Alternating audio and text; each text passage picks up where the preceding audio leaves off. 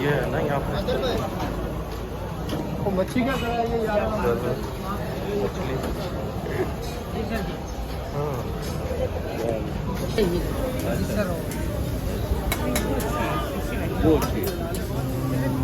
ताजी देख के देना। आप देख के देना।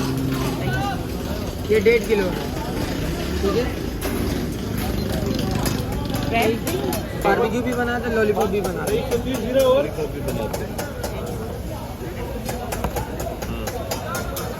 ये कैसे?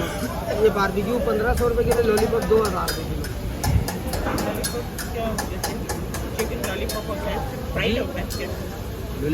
लॉलीपॉप सिर्फ मस्त।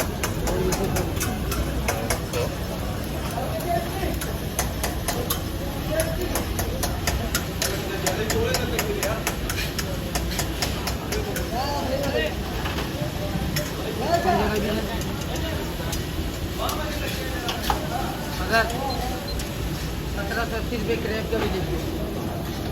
क्रैब बारबेक्यू है, मछली बारबेक्यू, जिनका बारबेक्यू मसाला नॉर्मल है। अच्छी तरह बेटा